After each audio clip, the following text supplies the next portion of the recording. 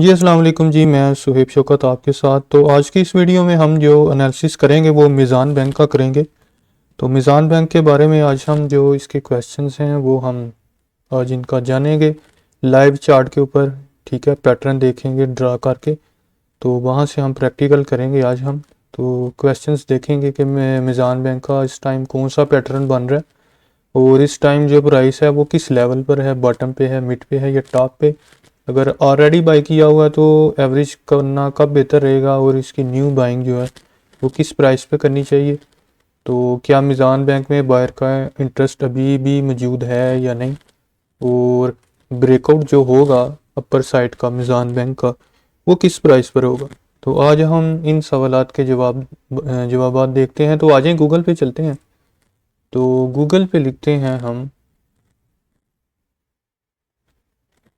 SCS trade live chart.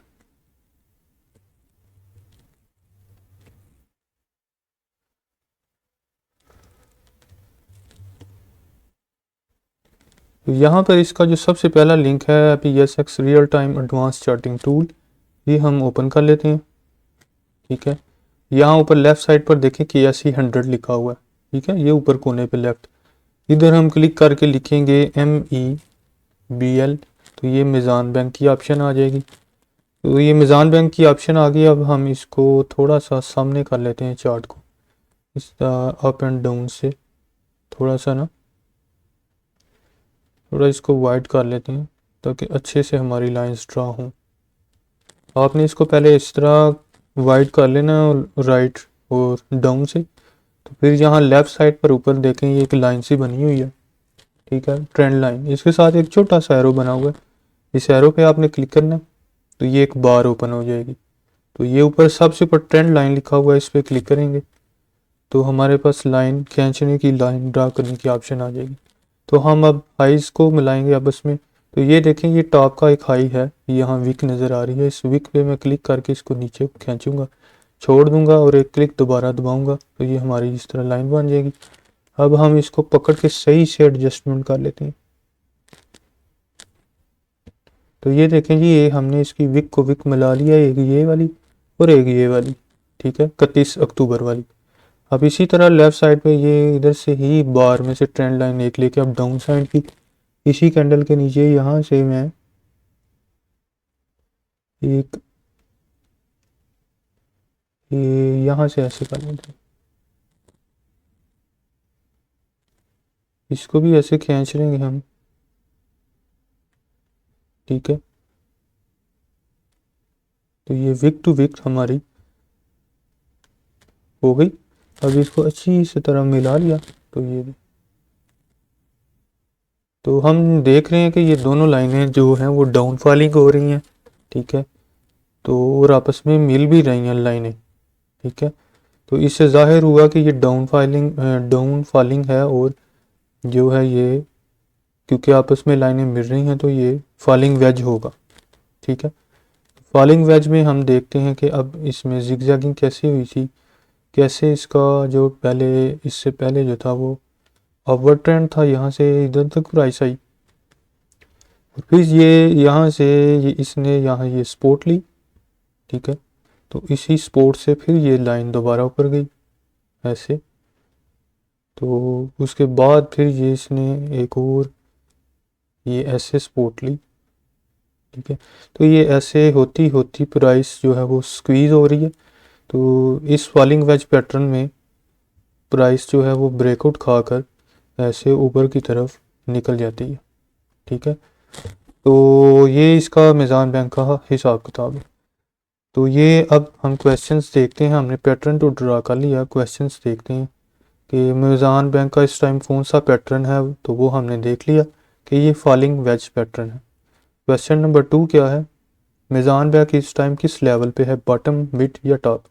मीज़ान bank की price इस time जो है वो बॉटम पे है। ठीक है, यहाँ ये बेहतरीन बाइंग जोन है इसका। तीसरा सवाल देख लेते हैं, अगर ऑलरेडी बाय किया हुआ है तो एवरेज कब करना बेहतर रहेगा। अगर तो आपने 31 अक्टूबर को यहाँ टॉप पे बाय किया था, या आपने यहाँ 3 अक्टूबर की बाइंग है, या आपकी यहाँ पर 21 अक्टूबर की बाइंग है, तो अभी आपको इसको एवरेज करना बेहतर रहेगा, क्योंकि ये अपने बॉटम पे है नीचे, और यही बायर का जोन होता है। तो एवरेज करने के लिए आपको ये हिस्सा जो है वो बेहतरीन, तो आप इसको थोड़ा सा देख लें, 400 के पास पास आप इसको एक कैंडल मज़ीद देख लें कि ये बिल्कुल बॉटम पे आ जाए या यहाँ से ये ब्रेक कर जाए। ठीक है, तो इसकी बेहतरीन 395 से 400 के अंदर अंदर जो है वो यहाँ पर इसकी एवरेज कर लें। ठीक है, या दो सेक्शन में एवरेज कर लें, 50% जो है वो आप इसको 405 पे कर लें, और 50% सरमाया आप 395 से 400 के अंदर कर लें, यानी 2 बार में एवरेज कर लें। ठीक है, 405 पे और 395 पे, ये आपकी एवरेज हो गई। अगला क्वेश्चन कौन सा है जी? अगला क्वेश्चन है कि न्यू बाइंग कब करें। न्यू बाइंग आप कर सकते हैं इसकी 399 से 404 के बीच में। ठीक है, यानी ये भी बिल्कुल ये इसका बहुत ही परफेक्ट जो है ना वो एरिया है, यहाँ पर आप बाइंग कर सकते हैं 405 पे। तो 405 पे, ठीक है, 400 से 405 के अंदर आप इसको न्यू बाइंग कर सकते हैं। अगला सवाल क्या है जी? इसका ब्रेकआउट जो है वो किस प्राइस पर हो सकता है? क्या बायर का इंटरेस्ट अभी भी मौजूद है? जी, बायर का अब इंटरेस्ट होना चाहिए, क्योंकि आप प्राइस बॉटम पे आ गई है और यहाँ से इसने ऊपर की तरफ ब्रेकआउट के लिए रिवर्सल बाउंस बैक लेना है।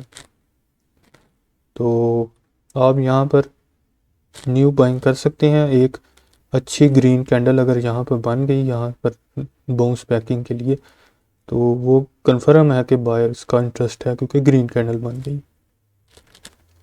और ब्रेकआउट जब इसका होगा तो ये तकरीबन आपका यहाँ पर हो सकता है 425 430 के पास पास यहाँ पर। ठीक है, 425 से 430 के अंदर ब्रेकआउट जब हो जाएगा तो फिर इसने मज़ीद आगे इसका अगला टारगेट यहाँ पर इसका बड़ा ज़बरदस्त हो सकता है वो। उसके लिए हम यहाँ से इसका साइज़ लेंगे, तो इसका हम इसको पकड़ के उठा के इस लाइन को तो यहाँ हम रखेंगे। फर्स्ट करें यहाँ पर ब्रेकआउट होता है तो आपका टारगेट हो सकता है, ये बड़ा ज़बरदस्त टारगेट है। ये आप कम से कम कह सकते हैं कि 475 तक तो उसका होना चाहिए, 460 से 480 के बीच।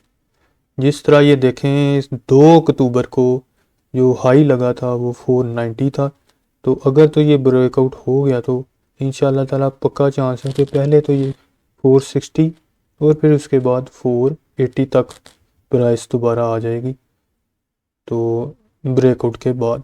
तो आप यहाँ पर इसको बाय करें 400 से 405 के अंदर, और अपना पहला टारगेट आप रख सकते हैं यहाँ पर 430 पर ब्रेकआउट के पास। ठीक है, और ब्रेकआउट के बाद 430 से पूरी बेशक आप सेलिंग एग्जिट ना लें तो 350 पे भी कर सकते हैं, 460 और 480 तक भी आप इसको होल्ड रख सकते हैं। तो उम्मीद है आपको ये वीडियो इन्फॉर्मेटिव लगी होगी। तो मिलते हैं नेक्स्ट एक और अच्छी सी इन्फॉर्मेटिव वीडियो के साथ। अपना ख्याल रखिएगा जी, अल्लाह हाफिज़।